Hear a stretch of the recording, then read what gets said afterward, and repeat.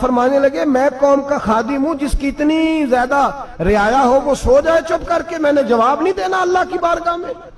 فرمایا میرے امیروں کی طرح سونے جاگنے کے وقت مقرر نہیں، میں قوم کا خادم ہوں، جس وقت بھی آیا کرو مجھے جگا لیا کرو، مجھے قبر میں جا کے خدا کو بھی جواب دینا ہے، محمد مصطفیٰ کو بھی جواب دینا ہے۔ میرے بھائی یاد رکھیں جب یہ چیزیں پیدا، اور پھر ہم نے ان تکلفات میں نے کئی دفعہ یہ بات بیان کی ہے، اب تو لوگ رشتے کرتے ہیں تو ڈی سی کالونی میں کرائے کا مکان خریدتے ہیں، 2-4 غیروں کی گاڑیاں منگا کے دروازے کے آگے کھڑا کرتے ہیں، رشتہ ہو جاتا ہے بڑا گھر دیکھ کے،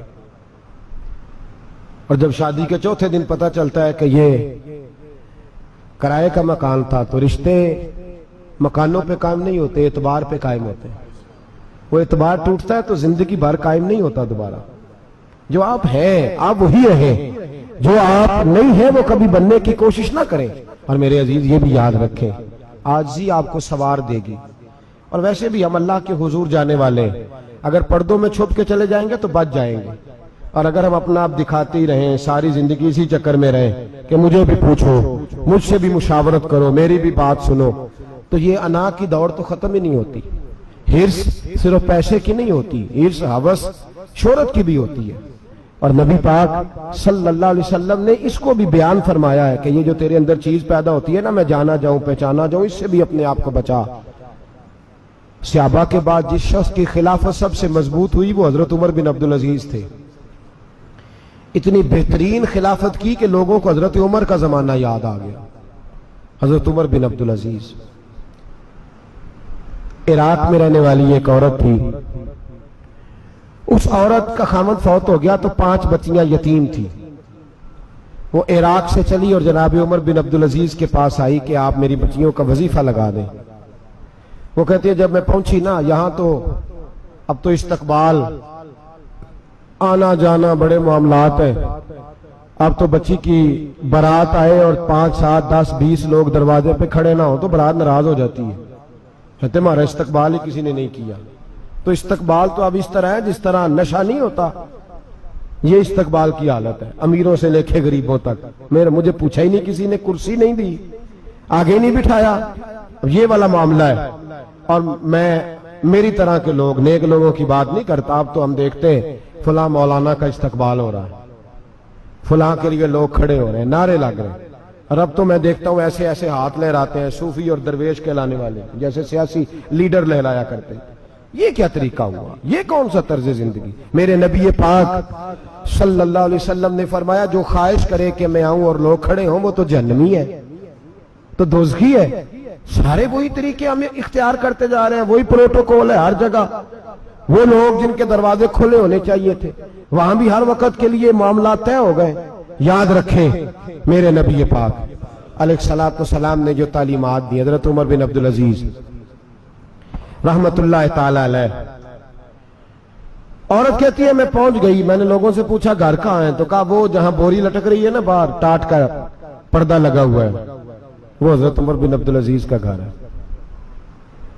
کہتی ہے میں دروازے پہ دستک دی، ایک عورت نے دروازہ کھولا تو مجھے بی بی جان کے اندر بلایا، تو ان کے گھر کے اندر جب میں داخل ہوئی تو بڑا سارا سین تھا، ایک جانب کنواں لگا تھا، ایک طرف ایک بڑا درخت تھا، اور ایک چھوٹا سا بنائی ہوئی تھی جگہ برتن دھونے کے لیے، اور بی بی نا برتنوں کو مٹی لگا کے صابن لگا کے بیٹھی ہوئی تھی، کام کر رہی تھی وہ عورت۔ مجھے اس نے درخت کے نیچے بٹھایا، پانی پلایا، کیسے آئی ہو؟ میں نے کہا امیر المومنین سے ملنا ہے۔ کہنے لگی بیٹھو تھوڑی دیر میں آ جاتے۔ کہتی تھوڑی، میں نے سمجھا گھر کی کوئی ملازمہ ہے، میں بیٹھ گئی، تھوڑی دیر گزری پھر دستک ہوئی، اس بی بی نے اٹھ کے دروازہ کھولا تو جب وہ شخص اندر آئے تو کہنے لگی بڑی دیر سے برتنوں کو صابن لگا کے بیٹھی ہوں، کہاں رہ گئے تھے؟ کہتی ہیں وہ صاحب کہنے لگے بس ذرا مصروف ہو گیا تھا، دوڑے گئے کنویں سے پانی نکالا، بی بی کو دیا، اس نے برتن دھوئے۔ کہتی ہے پھر تھوڑا سا سرکہ اور ایک رات کی روٹی وہ لائی، اس شخص نے کھائی۔ میں نے کہا کہ یہ دونوں گھر کے ملازم ہیں، میاں بیوی کام کرتے ہیں۔ جب وہ کھانا کھا چکے تو وہ عورت میرے پاس آئی، کہنے لگی اٹھ کے مل لو امیر المومنین سے۔ میں نے کہا کون امیر المومنین؟ تو کہنے لگی کب سے تو آئے ہیں، یہ جس نے کنویں سے پانی نکالا یہی مسلمانوں کا امیر ہے، اور یہ جس نے درخت کے نیچے بیٹھ کے سرکے سے روٹی کھائی ہے یہی ہے، یہ فرشتوں کی داستان نہیں۔ یہ وہ لوگ ہیں. میں رات کو بھی کہہ رہا تھا ایک جگہ پہ کہ یہ لوگ جو ہے نا جن کا آپ روز شکوہ کرتے ہیں حکومتیں بڑی خراب ہیں، یہ کوئی نہیں خراب، بالکل خراب نہیں. جتنے سیاسی لیڈر ہیں سارے صحیح ہیں. خراب وہ لوگ ہیں جو انہیں ووٹ دے کے لیڈر بناتے ہیں. بالکل خراب نہیں. میں تو ان کے حق میں ہوتا جا رہا ہوں. ناراض ہو گئے نا آپ لوگ؟ اللہ کرے تسی ہو جاؤ تو اگلے الیکشن سے سیانے بھی ہو جاؤ. آمین تو کہہ دیں. میں نے کوئی مشورہ نہیں دینا اس لیے کہ میری نظر میں کوئی ایسا شخص نہیں جس کے لیے میں آپ سے کہہ سکوں کہ ووٹ دیں، اور ہم تو ایسی بات کریں تو کئی لوگ ناراض ہو کے چلے جاتے ہیں. لیکن کوئی پرواہ نہیں، اس لیے کہ یہ دین میرے نبی پاک کا دین صرف مسجد کا دین نہیں. انشاءاللہ آئندہ جمعہ نظریہ پاکستان بیان کروں گا اور بتاؤں گا کہ پاکستان کا مطلب کیا، لا الہ الا اللہ محمد رسول اللہ صلی اللہ علیہ وسلم. حضور کا جو قرآن نافذ ہوگا مسجد میں، وہ قرآن کچہری میں بھی نافذ ہوگا انشاءاللہ. اور وہ قرآن نافذ ہونے آیا ہے، اسمبلیوں میں وہی قرآن نافذ ہوگا انشاءاللہ. اور یہی چراغ جلے گا تو روشنی ہوگی. بیان کریں گے اور ڈٹ کے بیان کریں گے، آپ کو بتائیں گے. بات جو بات سمجھا رہا ہوں فی الوقت وہ سمجھے. مجرم وہ نہیں جو بڑا بن کے لوٹتا ہے، مجرم وہ ہے جو اس کو سپورٹ کرتا ہے، جس نے اسے بڑا بنایا ہے. یہ یاد رکھ لیں. ہماری کوئی بچت نہیں ہوگی، ہم سے پوچھا جائے گا. ہم سارے کچہری میں کھڑے ہوں گے، اللہ سوال کرے گا کہ تم بتاؤ تم ان کے مددگار کیوں بنے تھے، تم سپورٹ کیوں کرتے تھے. یہ پوچھا جائے گا اور ہم نے جواب دینا ہے. بہرحال عام دام برسر مطلب جناب عمر بن عبدالعزیز رحمت اللہ علیہ کے وہ بی بی گئی تو کہنے لگی کہ یہ امیر المومنین نے کہا. وہ اٹھ کے حاضر ہوئی، کہا حضور میں عراق سے آئی ہوں، میرا خاوند فوت ہو گیا، میری 5 بیٹیاں ہیں، وظیفہ لگا دے. وہ بی بی کہتی ہے میرا دل تھا کہ یتیم بچیوں کا 100 دینار سال کا لگا دیں گے تو بڑی بات ہے. کہتی ہیں جب میں ان کے پاس گئی تو حضرت عمر بن عبدالعزیز کو بتایا تو وہ رونے لگ گئے اور مجھ سے معافیاں مانگنے لگے.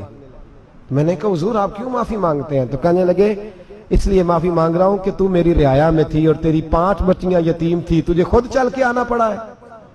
میرا کام تھا تیری خبر لیتا، معاف کر دے اللہ کی رضا کے لیے.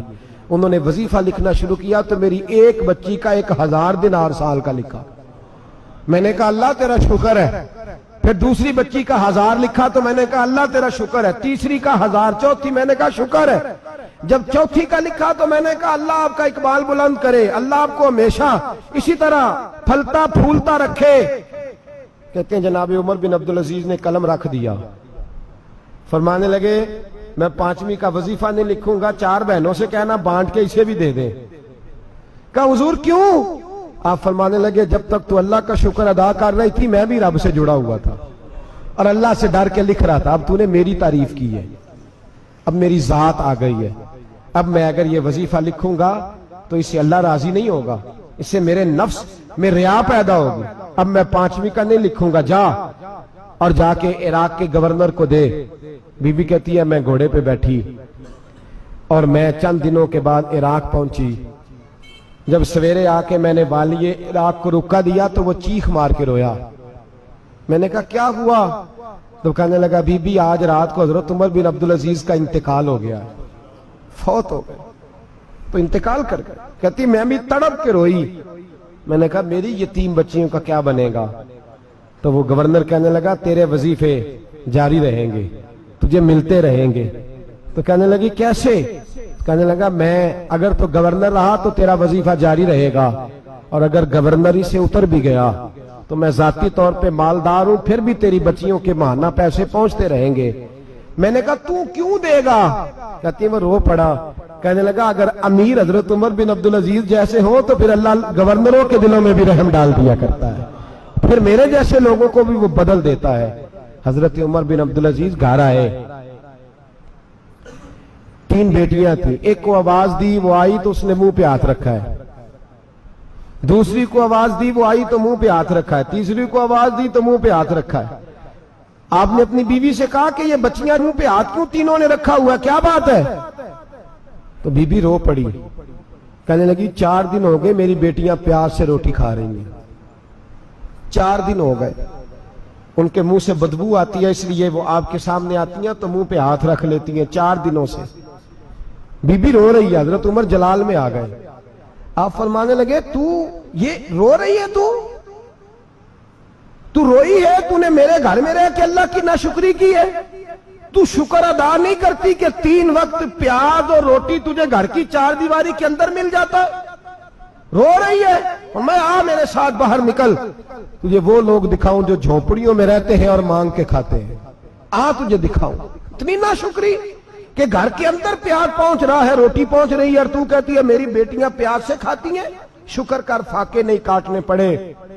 پھر اگلے لفظ کہے تو رو پڑے، فرمانے لگے میں نے تو مصطفیٰ کے وہ حالات بھی سنے ہیں جس میں کئی دن بی بی فاطمہ نے فاقے کیے، تو گھر کے اندر پیاز پہنچ رہا ہے تو ابھی بھی سادگی، عاجزی اور قناعت نعمت تھی ان لوگوں کی۔ ہمارے ہاں روز شکوا ہے، کس بات کا؟ گاڑی کوئی نہیں۔ روز رونا ہے، کس بات کا؟ بنگلہ کوئی نہیں۔ روز رونا ہے، کس بات کا؟ بینک بیلنس کوئی نہیں۔ 10 جوڑے کیوں نہیں عید پہ آئے؟ اور یہ صرف عورتوں کا مسئلہ نہیں، ہمارے اندر بھی یہ بات بدرجہ اولا، ہم روز اپنے آپ کو مسکین کہتے ہیں، غریب کہتے ہیں، لاچار کہتے ہیں، مجبور کہتے ہیں۔ کبھی دیکھو وہ جو جھونپڑیوں میں رہتے ہیں، کبھی پلٹ کے دیکھو لوگوں کی طرف جو پیدا ہوئے تو آنکھیں کوئی نہیں تھی، ہاتھ کوئی نہیں تھے، پیر کوئی نہیں تھے، وہ دیکھو جو پیدا ہوئے تو سر پہ باپ کا سایہ کوئی نہیں تھا۔ کیسے کیسے لوگ وقت گزار رہے ہیں۔ ہم روز آ کے کہتے ہیں کاروبار ٹھنڈا ہو گیا، حالات بڑے خراب ہو گئے، ہم بڑے مجبور۔ کیا ہو گیا صاحب؟ اللہ کے دن ہے، سارے اللہ کے دن ہے۔ وصل اچھا ہے نہ فراق اچھا ہے، یار جس حال میں رکھے وہی حال اچھا ہے۔ بس اپنے آپ کو مطمئن کریں، عاجزی، انکساری، قناعت، سادگی، اس کو اپنی زندگی کا حصہ بنائیں، اللہ دولت سکون عطا کر دے گا۔ آخر دعوانا ان الحمدللہ رب